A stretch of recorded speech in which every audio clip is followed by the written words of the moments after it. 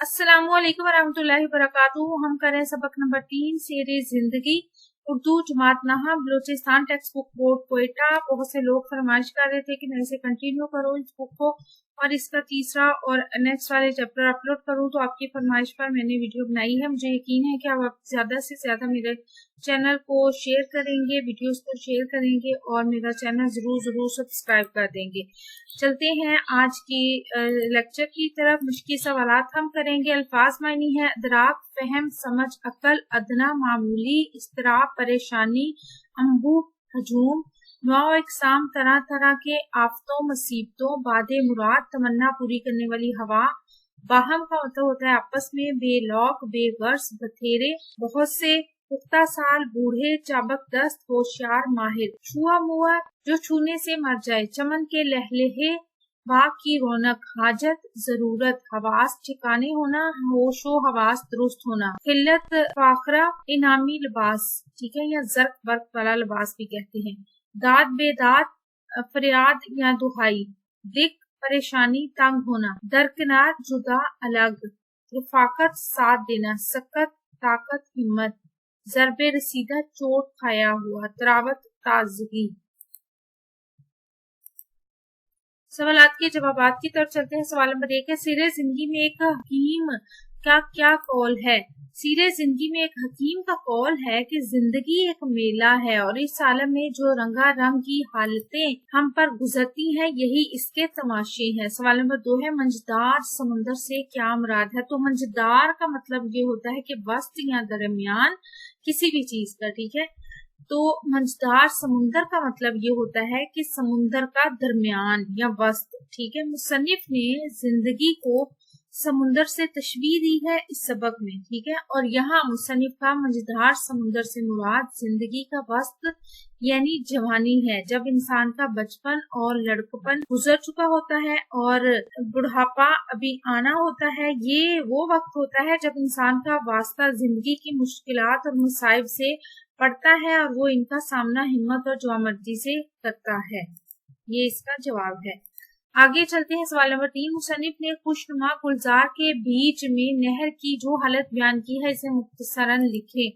मुसन्निफ ने खुशनुमा गुलजार के बीच में बहती हुई नहर के बारे में बयान किया है कि ये नहर देखने में तो बहुत पुरसुकून नजर आती है, इसकी लहरों में कोई शोर तो नजर नहीं आता, लेकिन अगर इसमें कुछ डाला जाए तो ये इसे बहुत ताकत के साथ बहा ले जाती है। ये देखने में तो आम सी नहर है लेकिन इसके पानी में बहुत सी ताकत मौजूद है। सवाल नंबर 4 है कि मलाह खतरे और मौत को सामने देखकर क्यों बेखतर कश्ती चला रहे थे? तो मलाह जो है वो खतरे और मौत को सामने देखकर भी इसलिए बेखतर कश्ती चला रहे थे क्योंकि इन्हें यकीन था कि वो समुंदर की मौजों के गर्दाव से निकल जाएंगे और इनकी कश्तियां चट्टानों से टकराकर तबाह नहीं होंगी बल्कि अब आराम से अपनी मंजिल तक पहुंच जाएंगे। यानी जो मलाह हैं वो ओवर कॉन्फिडेंस का शिकार थे और इसलिए वो बेखतर कश्ती चला रहे थे। सवाल नंबर 5 है, डूबने वाले साथियों को आखिरी वक्त में क्या नसीहत करते थे? डूबने वाले अपने साथियों को आखिरी वक्त में नसीहत करते हुए जाते थे कि मैं तो नहीं बच सका लेकिन तुम इससे बच जाओ। सवाल नंबर 6 है, आफतों के चर्चे के बाद जिंदगी के नशे में मस्त अफराद पर क्या बीती? आफतों के चर्चे के बाद जिंदगी के नशे में मस्त अफराद भी गमगीन हो गए और बड़े बड़े दिलेरों के दिल डर गए।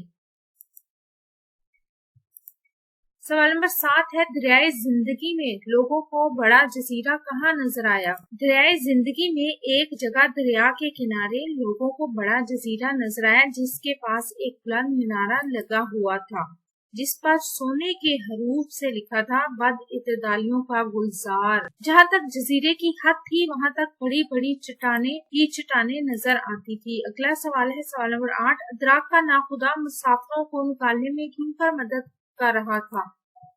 तो इसका जवाब है कि अदराक का नाखुदा मुसाफिरों को निकालने के लिए इसलिए मदद कर रहा था क्योंकि वो इन्हें बचाना चाहता था, वो इन्हें सही सलामत मंजिल तक पहुंचाना चाहता था।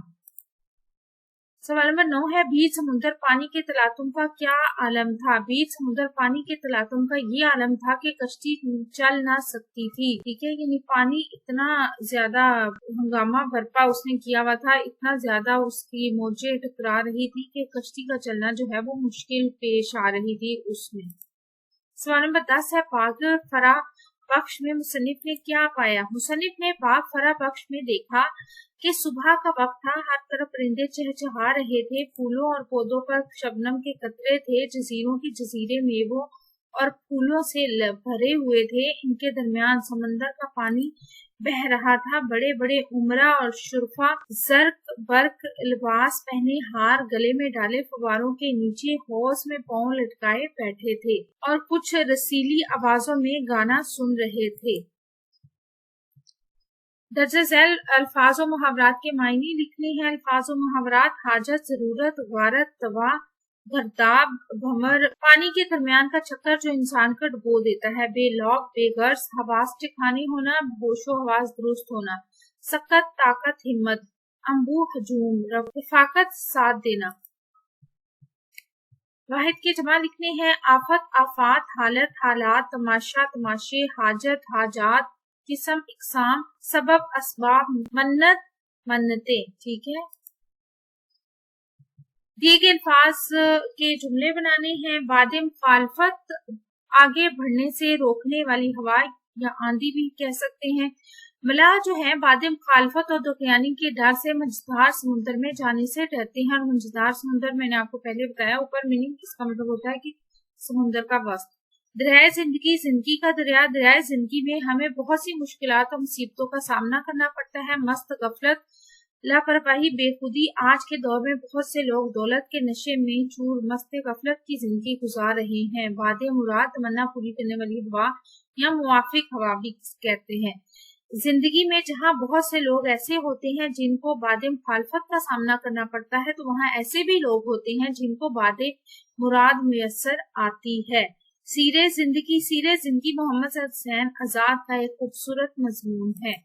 आपको हमारी वीडियो कैसी लगी, चैनल जरूर सब्सक्राइब कर दें ताकि आने वाले चैप्टर्स आप वक्त पर आपको मिल सके। अल्लाह ताला मुझे और आपको नेकी की राह पर चलने की तौफीक अता फरमाए। अपना और अपने प्यारों को रखिए बहुत सा ख्याल। अल्लाह हाफिज।